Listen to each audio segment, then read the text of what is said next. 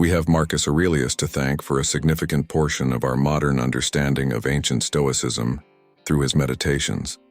This work wasn't written to be published, but instead was the personal journal of this great man.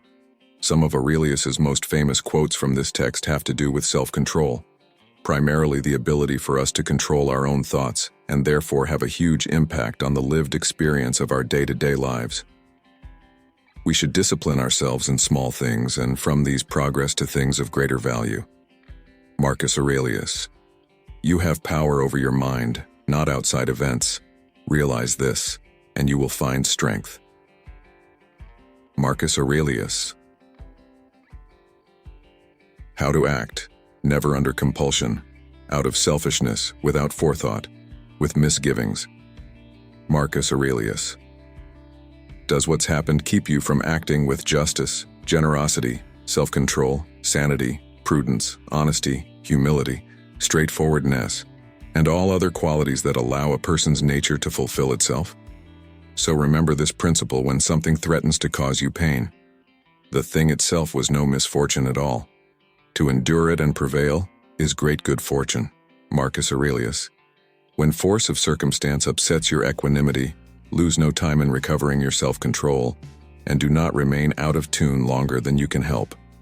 Habitual recurrence to the harmony will increase your mastery of it. Marcus Aurelius. If you are distressed by anything external, the pain is not due to the thing itself, but to your estimate of it, and this you have the power to revoke at any moment. Marcus Aurelius. Very little is needed to make a happy life. It is all within yourself, in your way of thinking. Marcus Aurelius. The things you think about determine the quality of your mind. Your soul takes on the color of your thoughts. Marcus Aurelius. Reject your sense of injury, and the injury itself disappears. Marcus Aurelius. Stop allowing your mind to be a slave, to be jerked about by selfish impulses, to kick against fate and the present, and to mistrust the future. Epictetus Stoic. Quotes about self-control. The great Epictetus showed remarkable consistency in his writings about Stoic philosophy and how to apply it to life. One of his primary teachings was that all external events are beyond our control, but we are responsible for our actions, mindset, and thoughts. Through rigorous self-discipline, Epictetus taught, we can examine and control these things that fall under our control. We can also learn how to accept all external events dispassionately and calmly. Freedom is not procured by a full enjoyment of what is desired, but by controlling the desire. Epictetus. No man is free who is not master of himself. Epictetus.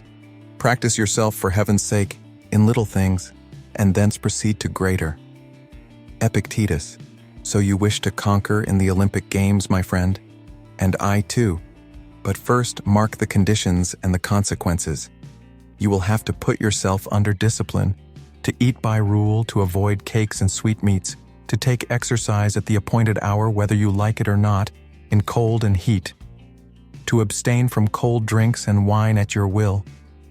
Then, in the conflict itself, you are likely enough to dislocate your wrist or twist your ankle, to swallow a great deal of dust, to be severely thrashed, and after all of these things, to be defeated. Epictetus. No greater thing is created suddenly, any more than a bunch of grapes or a fig. If you tell me that you desire a fig, I answer you that there must be time. Let it first blossom, then bear fruit, then ripen. Epictetus. The flourishing life cannot be achieved until we moderate our desires and see how superficial and fleeting they are. Epictetus. He is free who lives as he wishes to live, who is neither subject to compulsion nor to hindrance nor to force, whose movements to action are not impeded, whose desires attain their purpose, and who does not fall into that which he would avoid. Epictetus. Learn to distinguish what you can and can't control. Within our control are our own opinions, aspirations, desires, and the things that repel us. They are directly subject to our influence. Desire and happiness cannot live together. Epictetus. Remember that you ought to behave in life as you would at a banquet. As something is being passed around, it comes to you. Stretch out your hand, take a portion of it politely, It passes on. Do not detain it. Or it has not come to you yet. Do not project your desire to meet it, but wait until it comes in front of you. So act toward children, so toward a wife, so toward office, so toward wealth. The question has often been raised whether it is better to have moderate emotions or none at all. Philosophers of our school reject the emotions. The peripatetics keep them in check. I, however, do not understand how any halfway disease can be either wholesome or helpful. Marcus Aurelius. Enjoy present pleasures in such a way as not to injure future ones. Hold fast, then, to this sound and wholesome rule of life, that you indulge the body only so far as is needful for good health, and as long as nothing satisfies you, you yourself cannot satisfy others. Our life should observe a happy medium between the ways of a sage and the ways of the world at large. All men should admire it, but they should understand it also. Who does not admit that all the emotions flow, as it were, from a certain natural source? We are endowed by nature with an interest in our own well-being, but this very interest, when overindulged, becomes a vice. Nature has intermingled pleasure with necessary things, not in order that we should seek pleasure, but in order that the addition of pleasure may make the indispensable means of existence attractive to our eyes. Should it claim rights of its own, it is luxury. Let us therefore resist these faults when they are demanding entrance, because, as I have said, it is easier to deny them admittance than to make them depart. The heart is great which shows moderation in the midst of prosperity, that moderation which nature prescribes, which limits our desires by resources restricted to our needs, has abandoned the field. It has now come to this, that to want only what is enough is a sign both of boorishness and of utter destitution. Marcus Aurelius. Everything that exceeds the bounds of moderation has an unstable foundation. I wish to instruct you in how passions get started, develop, and reach the point of exasperation. The first movement is involuntary, and it is like a preparation or a threat by the passion.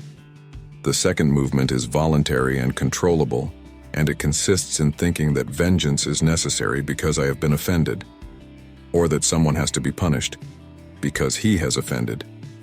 The third movement is arrogant. It does not want vengeance because it is necessary, but because it wants it. It has already annihilated reason. We cannot avoid the first impulse by reason, in the same way as we cannot avoid those physical reactions I mentioned earlier, yawning when others yawn, or closing our eyes when someone suddenly points a finger at them. These things cannot be overcome by reason. Perhaps they may be attenuated by habit, or a constant attention. But the second movement, the one that springs from deliberation, is also countered by deliberation. Marcus Aurelius. A well-governed appetite is a great part of liberty.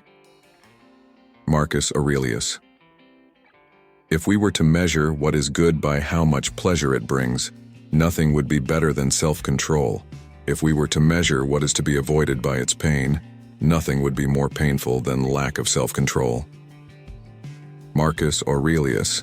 You will earn the respect of all if you begin by earning the respect of yourself. Don't expect to encourage good deeds in people conscious of your own misdeeds. Marcus Aurelius. In our control is the most beautiful and important thing, the thing because of which even the God himself is happy, namely, the proper use of our impressions. We must concern ourselves absolutely with the things that are under our control and entrust the things not in our control to the universe. Marcus Aurelius. To accept injury without a spirit of savage resentment, to show ourselves merciful toward those who wrong us, being a source of good hope to them, is characteristic of a benevolent and civilized way of life. Others have been in poor health from overindulgence and high living, before exile has provided strength, forcing them to live a more vigorous life. We will train both soul and body when we accustom ourselves to cold, heat, thirst, hunger, scarcity of food, hardness of bed, abstaining from pleasures, and enduring pains. What good are gilded rooms or precious stones fitted on the floor, inlaid in the walls, carried from great distances at the greatest expense? These things are pointless and unnecessary. Without them, isn't it possible to live healthy? Aren't they the source of constant trouble? Don't they cost vast sums of money that, through public and private charity, may have benefited many? We should not use philosophy like a herbal remedy to be discarded when we're through. Rather, we must allow philosophy to remain with us, continually guarding our judgments throughout life, forming part of our daily regimen, like eating a nutritious diet or taking physical exercise. Since I say that this is the case, the person who is practicing to become a philosopher must seek to overcome himself so that he won't welcome pleasure and avoid pain, so that he won't love living and fear death, and so that, in the case of money, he won't honor receiving over giving. In order to protect ourselves, we must live like doctors and be continually treating ourselves with reason. Man conquers the world by conquering himself. At dawn, when you have trouble getting out of bed, tell yourself, I have to go to work, as a human being. What do I have to complain of if I'm going to do what I was born for, the things I was brought into the world to do? Or, is this what I was created for? To huddle under the blankets and stay warm. Marcus Aurelius. The reason why we have 2 ears and only 1 mouth is that we may listen the more and talk the less. To things which you bear with impatience you should accustom yourself, and by habit you will bear them well. When someone is properly grounded in life, they should not have to look outside themselves for approval. You must build up your life action by action and be content if each one achieves its goal as far as possible, and no one can keep you from this. Every habit and faculty is preserved and increased by correspondent actions, as the habit of walking, by walking, of running, by running. Epictetus, don't give small things more time than they deserve. Marcus Aurelius, steel your sensibilities so that life shall hurt you as little as possible. To make anything a habit, do it. To not make it a habit, do not do it. To unmake a habit, do something else in place of it. If you do not wish to be prone to anger, do not feed the habit. Give it nothing which may tend to its increase. Your mind will be like its habitual thoughts, for the soul becomes dyed with the color of its thoughts. Soak it then in such trains of thoughts as, for example, where life is possible at all, a right life is possible. Marcus Aurelius. What is a good person? One who achieves tranquility by having formed the habit of asking on every occasion, what is the right thing to do now? Be careful whom you associate with. It is human to imitate the habits of those with whom we interact.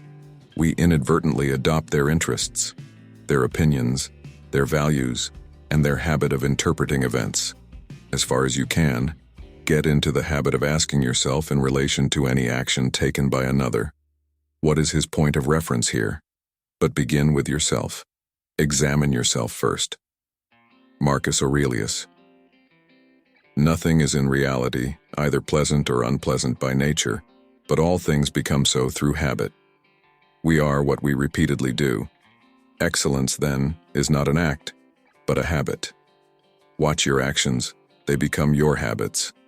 Be careful what you choose to do consciously, for unless your will is very strong, that is what you may have to do repeatedly and compulsively through the habit-influencing power of the subconscious mind. It is easier to prevent bad habits than to break them. Do something every day that you don't want to do. This is the golden rule for acquiring the habit of doing your duty without pain. Feeling sorry for yourself and your present condition is not only a waste of energy, but the worst habit you could possibly have. Marcus Aurelius. A habit cannot be tossed out the window. It must be coaxed down the stairs a step at a time. Excellence is an art won by training and habituation. We do not act rightly because we have virtue or excellence, but we rather have those because we have acted rightly. We are what we repeatedly do. Excellence, then, is not an act, but a habit. Discipline is the bridge between goals and accomplishment. It is better to conquer self than to win 1,000 battles. Mastering others is strength. Mastering yourself is true power. If the self-discipline of the free cannot match the iron discipline of the mailed fist in economic, political, scientific, and all other kinds of struggles as well as the military, then the peril to frayom will continue to rise. Marcus Aurelius. Self-control is the chief element in self-respect, and self-respect is the chief element in courage. Rule your mind, or it will rule you. For a man to conquer himself is the first and noblest of all victories. True freedom is impossible without a mind made free by discipline. A disciplined mind leads to happiness, and an undisciplined mind leads to suffering. We must all suffer one of two things: the pain of discipline or the pain of regret and disappointment. A man makes inferiors his superiors by heat. Self-control is the rule. Anger is an uncontrollable feeling that betrays what you are when you are not yourself. Anger is that powerful internal force that blows out the light of reason. Know this to be the enemy. It is anger, born of desire. As we grow older, we live more coarsely. We relax a little in our disciplines, and to some extent, cease to obey our finest instincts. But we should be fastidious to the extreme of sanity, disregarding the jibes of those who are more unfortunate than ourselves. Small disciplines repeated with consistency every day lead to great achievements gained slowly over time. The one quality which sets one man apart from another, the key which lifts one to every aspiration while others are caught up in the mire of mediocrity, is not talent, formal education, nor intellectual brightness. It is self-discipline. With self-discipline, all things are possible. Without it, even the simplest goal can seem like the impossible dream. The art of conversation, or the qualification for a good companion, is a certain self-control, which now holds the subject, now lets it go, with a respect for the emergencies of the moment. There is no magic wand that can resolve our problems. The solution rests with our work and discipline. That aim in life is highest, which requires the highest and finest discipline. The highest possible stage in moral culture is when we recognize that we ought to control our thoughts. He who cannot obey himself will be commanded. That is the nature of living creatures. I count him braver who overcomes his desires than him who conquers his enemies, for the hardest victory is over self. Educate your children to self-control, to the habit of holding passion and prejudice and evil tendencies subject to an upright and reasoning will, and you have done much to abolish misery from their future and crimes from society. With self-discipline, most anything is possible. I cannot always control what goes on outside, but I can always control what goes on inside. What lies in our power to do, lies in our power not to do. Ultimately, the only power to which man should aspire is that which he exercises over himself. Watch your thoughts, they become words. Watch your words, they become actions. Watch your actions, they become habit. You will never have a greater or lesser dominion than that over yourself. The height of a man's success is gauged by his self-mastery, the depth of his failure by his self-abandonment. And this law is the expression of eternal justice. He who cannot establish dominion over himself will have no dominion over others. Success has less to do with what we can get ourselves to do, and more to do with keeping ourselves from doing what we shouldn't. Self-discipline begins with the mastery of your thoughts. If you don't control what you think, you can't control what you do. Simply, self-discipline enables you to think first and act afterward. The cyclone derives its powers from a calm center. So does a person. Prudent, cautious self-control is wisdom's root. Not being able to govern events, I govern myself. If you do not conquer self, you will be conquered by self.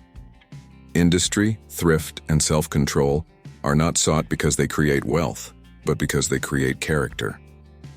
Not to have control over the senses is like sailing in a rudderless ship, bound to break to pieces on coming in contact with the very first rock. What is self-control? It is nothing but a highly developed vital sense dominating and regulating the mere appetites. To overlook the very existence of this supreme sense, to miss the obvious inference that it is the quality that distinguishes the fittest to survive. Marcus Aurelius' goals on the road to achievement cannot be achieved without discipline and consistency. He who reigns within himself and rules passions, desires, and fears is more than a king. He who controls others may be powerful, but he who has mastered himself is mightier still.